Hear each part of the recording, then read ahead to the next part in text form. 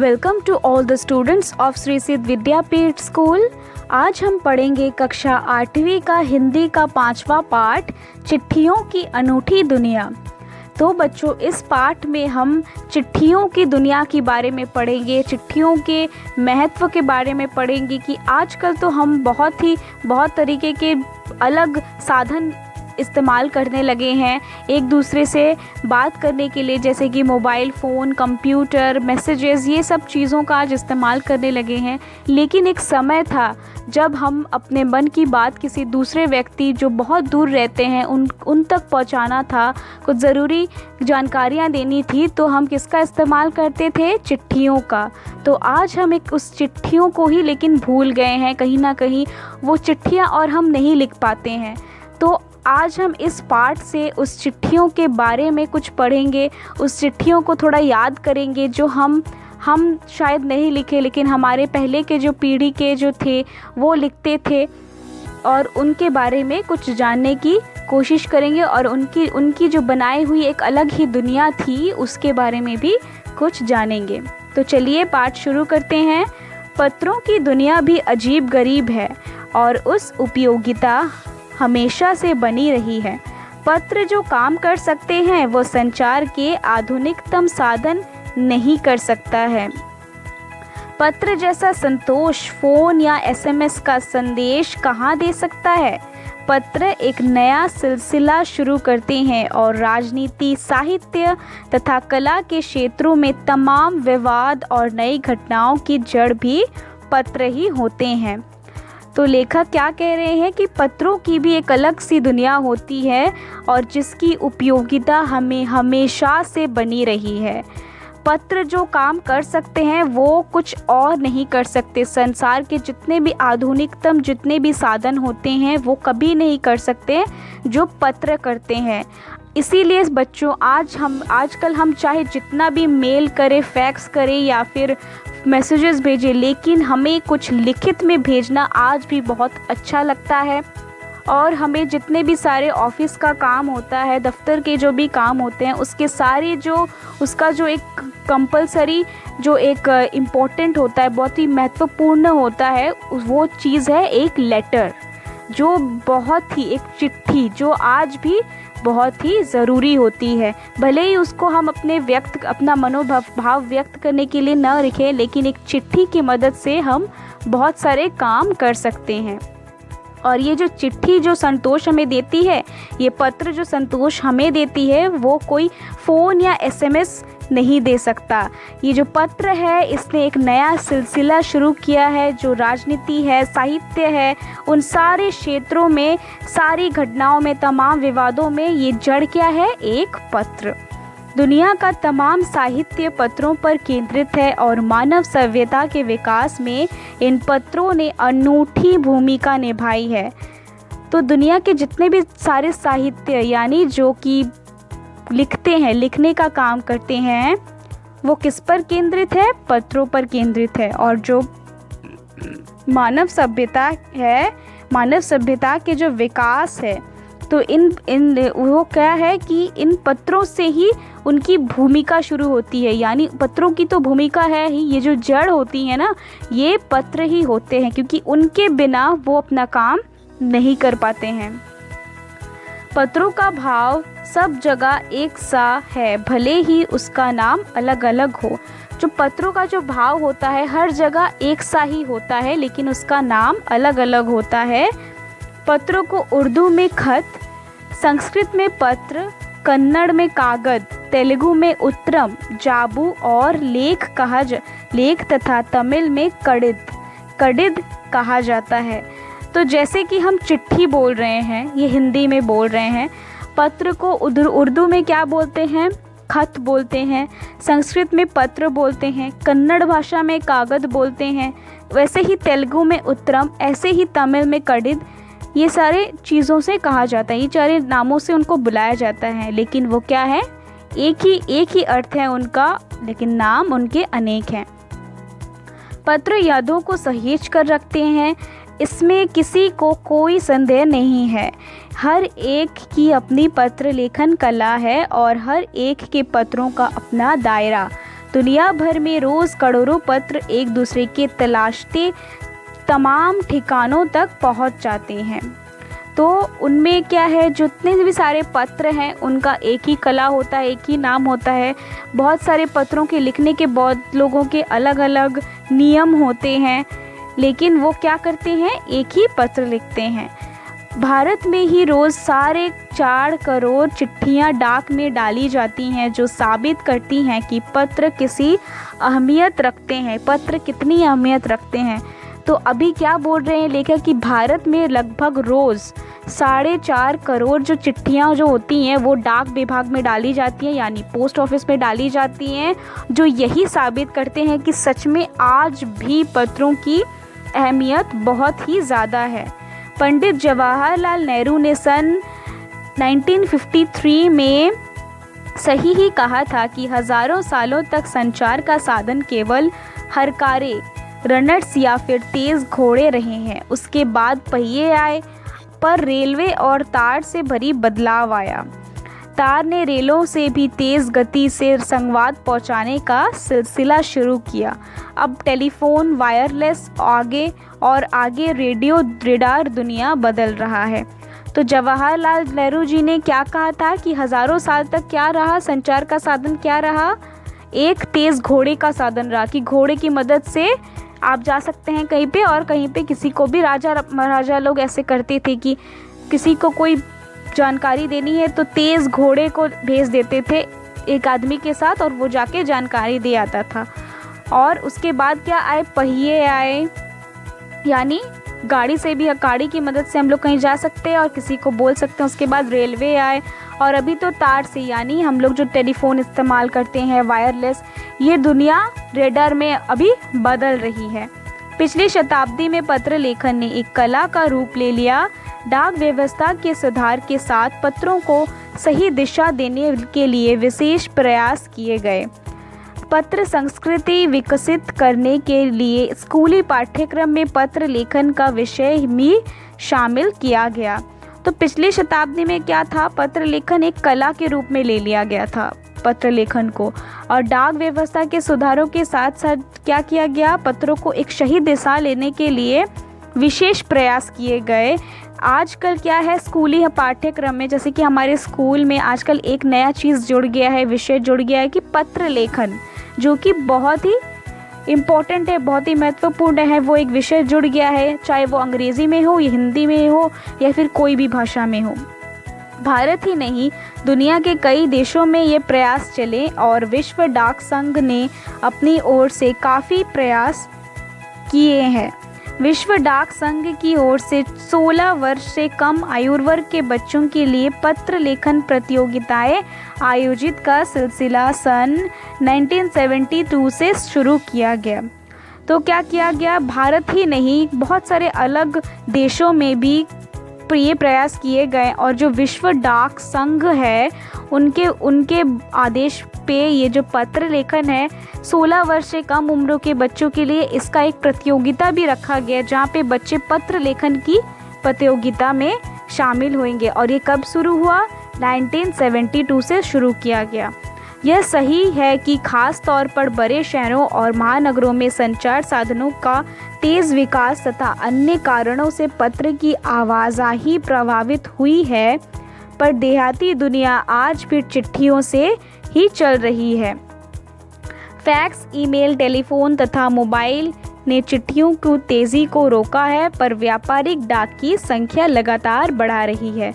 तो क्या बोल रहे हैं कि ये जो पत्र लेखन का जो सिलसिला शुरू किया, लेकिन आजकल ये जो चिट्ठी, ये जो ईमेल, फैक्स सब आ गए हैं, लेकिन आज भी कोई जगह में, कुछ देहाती मतलब गांव में, वहाँ पे जहाँ पे अभी तक ये साधन नहीं पहुँचे हैं, वहाँ पे आज भी चिट्ठियों का ये जो सिलसिला है, ये आज भी वहाँ पे चल रहा है।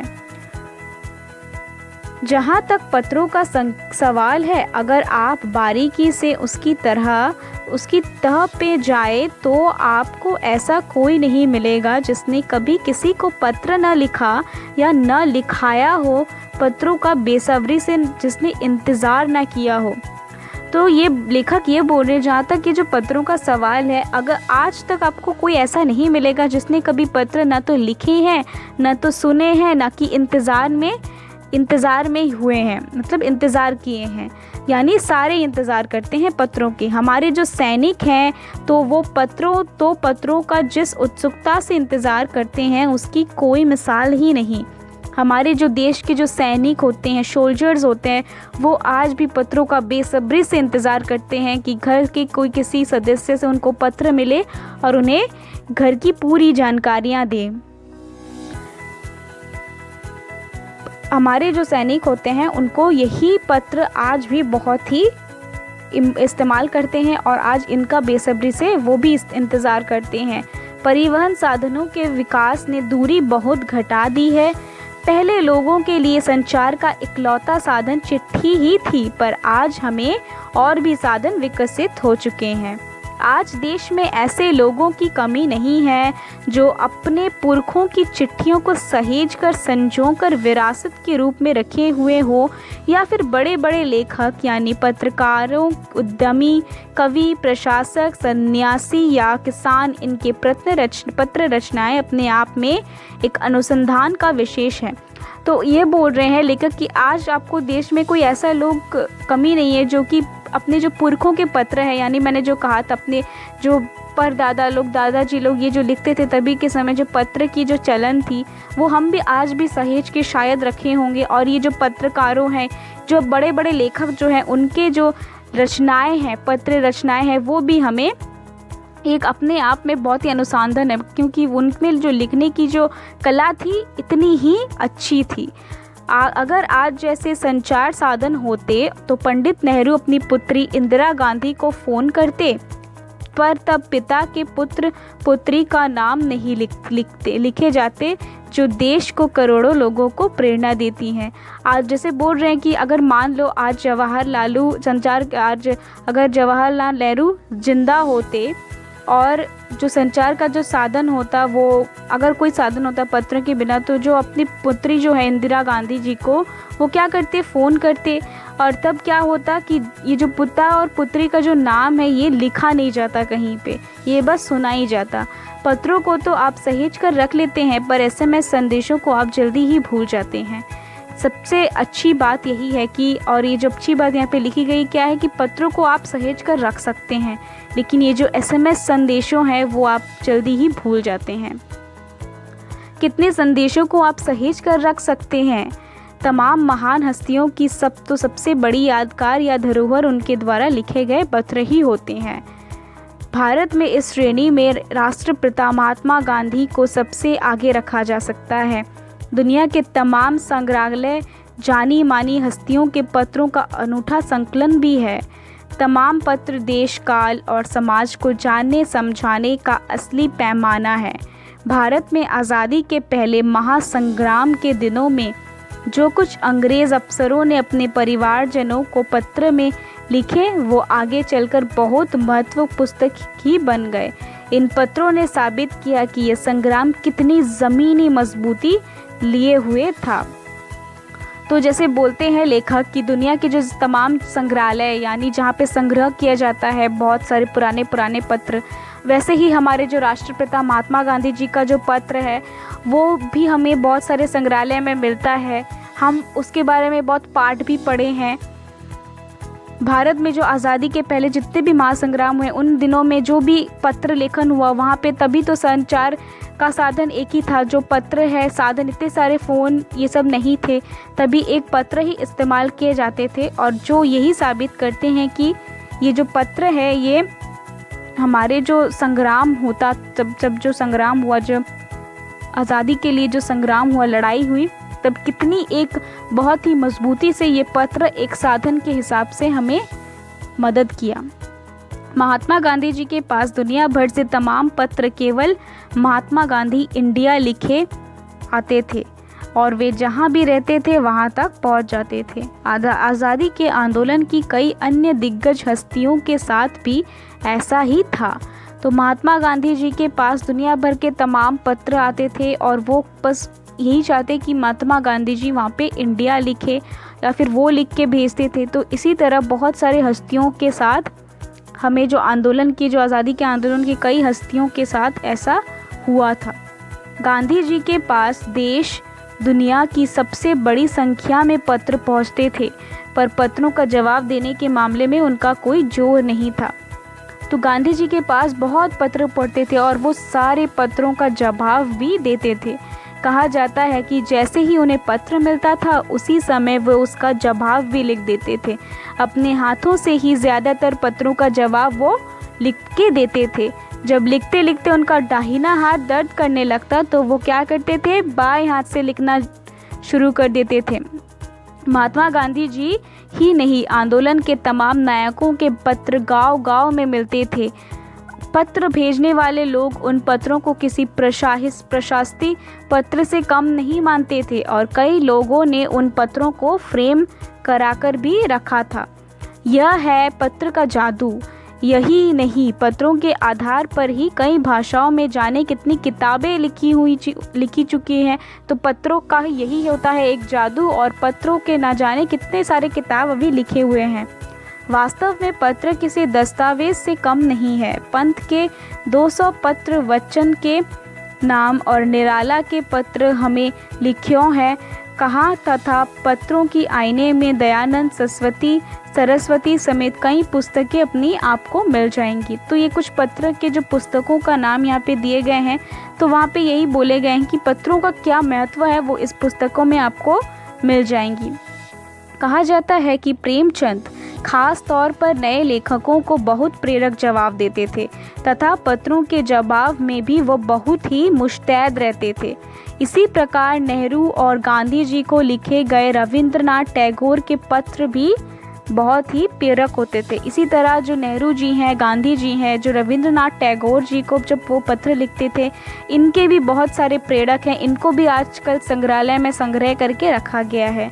महात्मा और कवि के नाम से महात्मा गांधी जी और रविंद्रनाथ टैगोर के बीच सन 1915 से सन 41 के बीच के पत्राचार का संग्रह प्रकाशित हुआ है, जिसमें बहुत से नए तथ्यों और उनकी मनोदशा का लेखा जोखा मिलता है। तो जो हिस्टोरियंस हैं, इतिहास जो जानते हैं, जो जानने की इच्छा रखते हैं, तो वो क्या किए हैं, जो महात्मा गांधी और रविंद्रनाथ टैगोर के बीच में 1915 से 1941 तक जितने भी सारे बातचीत हुए हैं, उनके जो मनोदशा थे, तब उनके जो लिखते थे उनको भी वो संग्रह करके रखे हैं। पत्र व्यवहार की परंपरा भारत में बहुत ही पुरानी है, पर इसका असली विकास आज़ादी के बाद ही हुआ है। तमाम सरकारी विभागों की तुलना में सबसे ज़्यादा गुडविल डाक विभाग की ही है। इसकी खास वजह यह भी है कि लोगों के जोड़ने का काम करता है। घर घर तक इसकी पहुंच होती है। संचार के तमाम उन्नत साधनों के बाद भी चिट्ठी पत्री की हैसियत बरकरार है। शहरी इलाकों में आलीशान हवेलियां हो या फिर झोपड़पट्टियां में रह रहे लोग, दुर्गम जंगलों से घिरे गांव हो या बर्फारी के बीच जी रहे पहाड़ों के लोग, समुद्र तट पर रहे मछुआरे हो या फिर रेगिस्तान की ढांडियों में रह रहे लोग, आज भी खतों का ही सबसे बेसब्री से इंतज़ार सबको होता है। एक दो नहीं, करोड़ों लोग खतों और अन्य सेवाओं के लिए रोज़ भारतीय डाकघरों की दरवाज़ों तक पहुंचते हैं और इसकी बहुआयामी भूमिका नज़र आ रही है। दूर देहात में लाखों गरीब घरों में चूल्हे मनी ऑर्डर अर्थव्यवस्था से ही चलते हैं। गांव या गरीब बस्तियों में चिट्ठियाँ मनी ऑर्डर लेकर पहुंचाने वाला डाकिया क्या होता है, देवदूत बनकर जाता है, क्योंकि वो आज भी पत्रों के ऊपर ही अपने जीवन यापन करते हैं। इस चैप्टर के इस पाठ के लेखक का नाम क्या है, अरविंद कुमार सिंह। तो बच्चों ये जो पाठ है हमारे लिए बहुत ही प्रेरणादायक रहा। बहुत ही जानने को मिला कि चिट्ठियों का जो महत्व होता है, एक दुनिया होता है अलग सी, वो हमारे लिए कितना महत्वपूर्ण होता है। आज भी चिट्ठियों का महत्व हमारे जीवन में एक बड़ी सी लकीर खींचते जा रहा है और वो हमारे लिए बहुत ही महत्वपूर्ण होता है। तो बच्चों इस पाठ का जो अभ्यास है ये हम दूसरे क्लास में करेंगे। तब तक आप इस पाठ को फिर से दोबारा अच्छे से पढ़िए और इस पाठ का आनंद लीजिए। ये पाठ बहुत ही अच्छा लगेगा, ये बहुत ही मनोरंजकदायक भी है। आपको चिट्ठियों के बारे में इस पाठ में बहुत सारी जानकारियाँ भी मिलेंगी। तो हम दूसरे क्लास में इस पाठ का प्रश्न अभ्यास करेंगे। तब तक आप ये पाठ पढ़िए और इस पाठ का आनंद लीजिए।